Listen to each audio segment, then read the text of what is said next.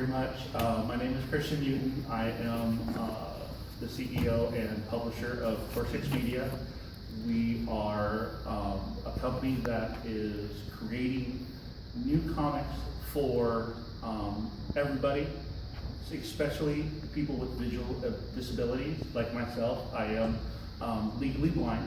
I cannot see out of my left eye, and I have limited vision, 20/80 in my right eye. I do wear glasses, so I can maneuver around, but I do have a cane for my safety and safety of others. I'm gonna have everybody introduce themselves, and then we're gonna have Julie Rock from the Foundation for Blind Children talk a little bit about the technology that is out there for the visually impaired, for those of you who are not visually impaired. And then she will hand it back over to myself and Hara, where we will talk about how this all came about. And then we'll kind of go into our little one page that we're going to premiere here today, Stan's Adventures, and we're going to hear from Heather Moffat, the artist, on Stan's, and then we'll introduce the actors who do the voices for the characters. So let me introduce our panelists. Oh, yay. Can everybody hear me? Yes. Awesome. My name is Hara Ariel, and I am the head writer for Core6 Media. Curiously enough, I did not write on Stan's Adventures, but I was, the first person you invited onto this? First person I invited, yeah. I guess that makes me a charter member or something, but hey, lovely to meet y'all. My name is Douglas Peterson, and I am the voice of Stan, and great to be here.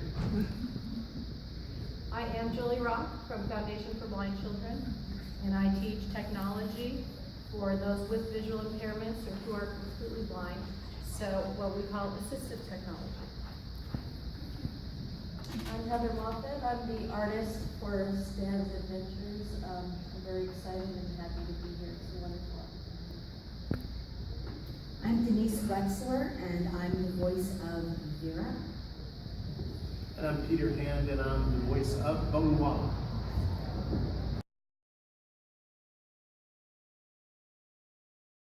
My voice tends to carry, so I have a hunch you can all hear me, yes?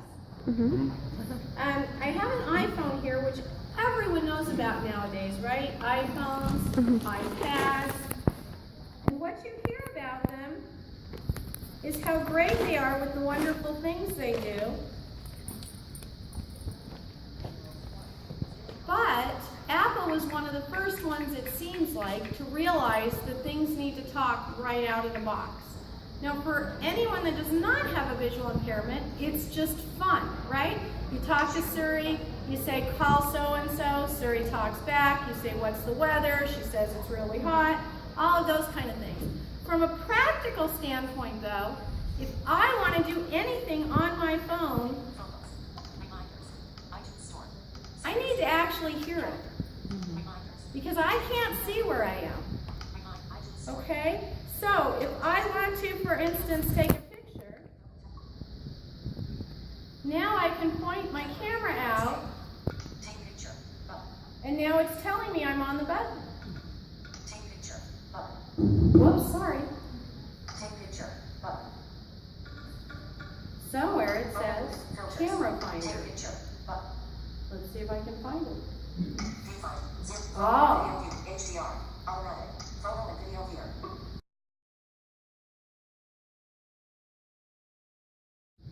I promised her she wouldn't have to talk, so I'm kind of going back on my promise here. Bear with me, guys.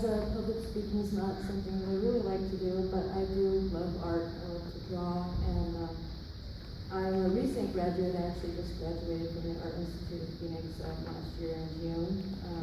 Since I graduated, I've mainly been doing freelance work as an illustrator and an animator.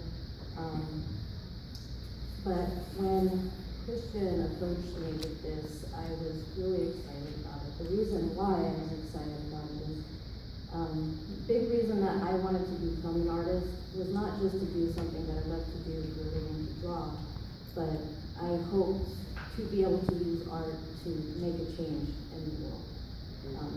I know that's a tall order, but I strongly believe that, the power to evoke emotion in people, whether it's, pain, humor, that's just a powerful thing, and if you can get people behind that and get a following, then you really can make a difference.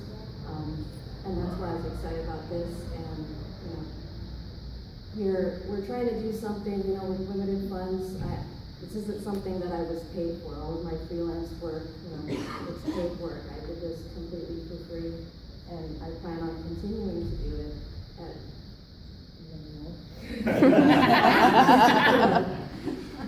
it does take a lot of time and work, and I have a family to support. My family's actually here supporting me. My 4 kids. My boyfriend is here.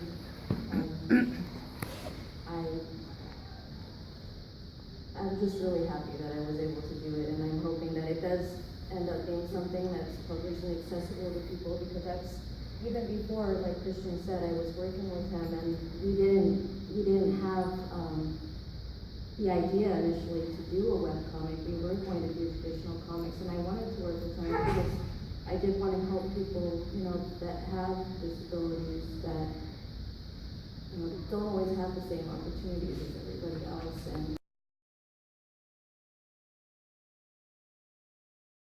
And then we have Dee Dee, who plays Vera, and then we have Peter, who plays Bamwala, who is probably, out of all 3 of them, my favorite. I'm kind of biased, but Vera does have. He's talking about Bangwala, not me. But Vera does have that really cutting edge to her, and that is something that I kind of like about her. And then Stan is just so plucky that he's just kind of your everyday kind of hero. So let's hear from Doug first, and then we'll hear from Dee Dee and then Peter. Okay, Doug. Hi, so what do you want to know? What drew you to this project? Let's start with that. What drew me to this project specifically was that I've had experience with screen readers in the past, and I did not like the monotone Stephen Hawking type voice that came out of him. It seemed so impersonal, so scary, and very computeristic. Don't get me wrong, I like technology. I make use of technology every day, but I don't really like the voice that it presents. There's no inflection, no change, or no show of emotion or heart whatsoever. And I really wanted to put have an impact on or change. I was trained and I worked at Arizona State University for 10.5 years and worked with a variety of departments, including the department that served the blind and visually impaired. I've done voiceover work before and did some of that at ASU, doing some of the books on tape for some of the students. And when I was first approached about this, it came out that I grew up in New Jersey. And so for me, Vera was not a stretch. It was kind of like falling back into my old days. But one of the reasons that it appealed to me was the fact that this is an underserved population. These are people who deserve to have a normal life, just like other people who don't have disabilities.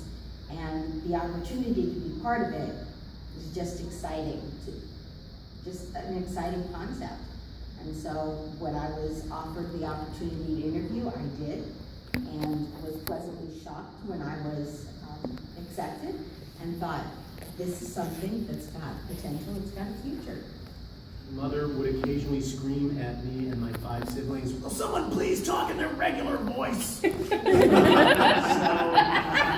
the first thing that happened was Christian gave me a venue to be sort of my natural ham of a self, but what I didn't anticipate was he gave me this character who's this Rastafarian, space-dwelling cook who, I don't really have a natural way of relating to. So I did a ton of research prior to even the audition, and I walked into the audition and I avoided doing the Bangwala voice for 15 minutes before they finally said, all right, let's hear your Rastafarian.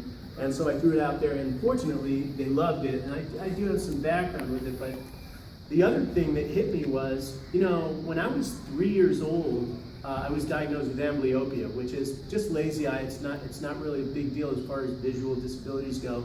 Although, to a 5-year-old who's going into kindergarten and being called the professor because he's wearing thick bifocal glasses, you know, it was emotionally traumatizing me, and I eventually got over it. I'm also one of the kind of edge cases of amblyopia people who got significantly better over the years. So my vision is actually very, very good right now, and I'm 55, so that's kind of a miracle. So the fact that I was blessed with that made it more important to me to give back to the community. And actually, Foundation for Blind Children used to be on my jogging route. I used to jog by them all the time. I actually tried to volunteer once to line something up with one of my children, and we couldn't get the right person on the phone, and it didn't work out. But here we are, just a couple of years later, and doing something together, and it's a really great opportunity. And aside from all of that, the artwork is brilliant, the voice actors are hysterical, and the project is just fun. So even if you're not visually impaired, you're going to totally enjoy this. So. All right. One of the things that there are possibly a few people in the audience who are probably thinking, well, I'm not visually impaired. How does this apply to me? And one of the things that I wanted to encapsulate on was all the different things that can be done with this technology, all the lives that can be touched, what have you. And I guess that goes into my own experience is most people wouldn't tell being able, meeting me for the first 5 minutes, but I'm actually autistic. And one of the reasons that comic books are very difficult for me is that there are faces, and there are words, and there are body languages. And I'm lost through everything. I don't know who's feeling what. They could have a really, really intense look on their face, and I won't know it without some sort of voice.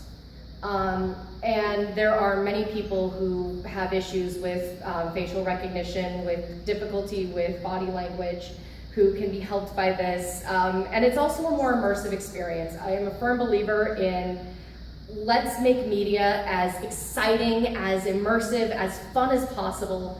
And so being able to add a second sensory experience for those who do have vision and allowing an accessibility for those who have visual impairments, it's important. It's fun. It's more immersive, it's more dynamic, and it's exciting. And also one of the more trivial things that could be done is for those of you who have the ability to have your headphones on at work. You can still quote unquote read your favorite comics, all the awesome stuff, while at work, and no one will be any the wiser. Unless of course you're giggling really loud, and then everybody can be wondering what you're doing. I may or may not be giggling. You shush. Just so that everybody knows, I just noticed this. They spelled my name wrong. Did they really? Yeah. So they did. Yeah, I'll have to talk to the programmer about that later. I did find, doing some research, I did find that Marvel did put out one audio comic, but it was 4 years ago, and it was Daredevil #1. And that they do have audio version of XMen Days of Future Past and Civil War. So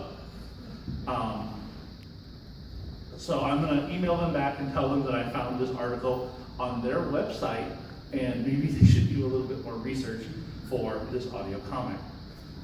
But yeah, if you Google it, comic books for the visually impaired, it's actually on the second page. I did listen to it. I listened to the first couple, first 10 minutes. It was actually pretty good. It was pretty decent, but it's nothing like what we have. And just so that you all know that what we're gonna see here now for the very first time ever, this is very, very rough. This is actually on a PowerPoint.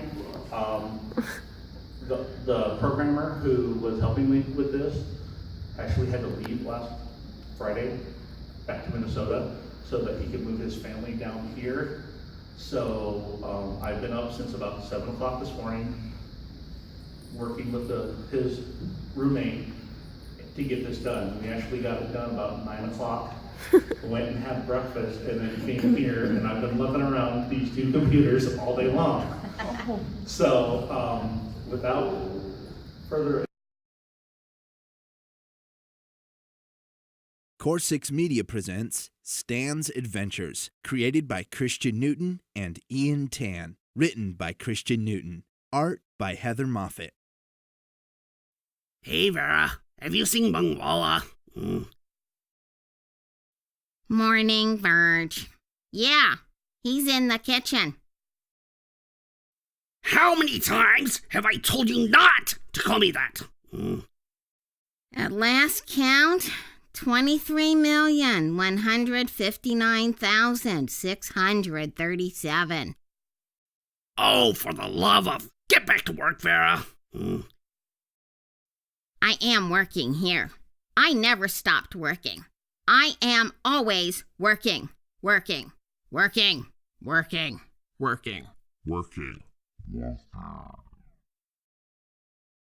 Bungwalla! Stan, my man. Just in time, man. My new creation just finished cooking. You wanna try? Is this the Mega Magnospheric Carnivorous Super Special? With extra jibs. I told you, man. That smells divine. Help yourself, man. Don't mind if I do. Oh, joy. I have a mess to clean up again. Oh, yeah, man. That is the way I munch it down now.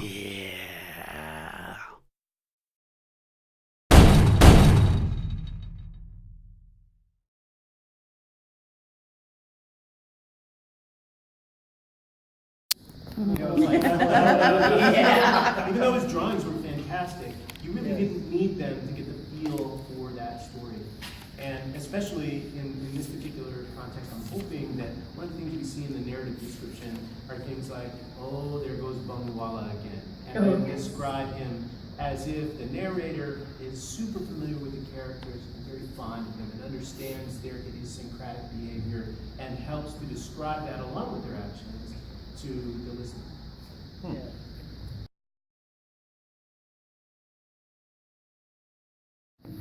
I look up to Kevin Smith. I know everybody, probably said him, but Kevin Smith, Neil Gaiman. I was a superhero fan when I grew up. Growing up, XMen, Avengers, Fantastic Four, Batman. So, but I don't like superheroes. I don't write superheroes. My other book, Eclipse of the Immortals, is actually a Blade Runner underworld kind of deal, a real sci-fi cyberpunk. So I kind of lean more towards that, but Hara is all over the gamut. The general joke is I can't write anything without some sort of magic or supernatural influence. Interestingly enough, unlike Bossman over here, I did not grow up with comic books. I really didn't because I had trouble understanding the medium. Most of my influences are theater and video games. A lot of Bethesda, a lot of BioWare comes into my influence. Dragon Age and Elder Scrolls. If you ever want me to love you, but that comes up a lot.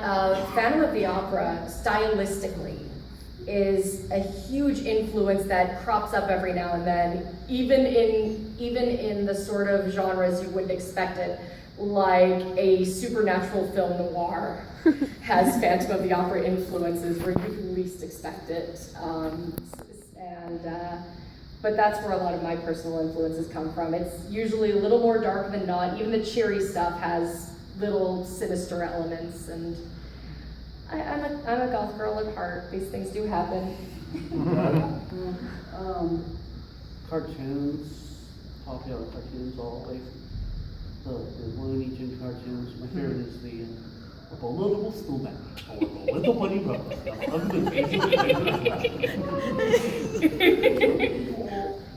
Even the Marvin the Martian. I need my P-32 space modulator. Heather, what about you? You stole my answer. I was gonna say Chuck Jones, John Bluth, and old school, Jim Henson. I like kind of the zany kind of style of art. Tex Avery? Yes, exactly. So that was a lot of what I was thinking about when I came up with the ideas for the characters, how they would look. A lot of my experience was with print comics because I'm old. Growing up with a variety of cartoons and stuff, going back to the old Looney Tunes, and then some of the later stuff like Pinky and the Brain. It's just kind of okay. Pinky and the Brain, and then Mr. Peabody and Sherman. Just the kind of logic-driven, sarcastic, but then again, my East Coast influence came out too. So, just me too, with Looney Tunes, Mel Blanc was just gigantic influence for me early on.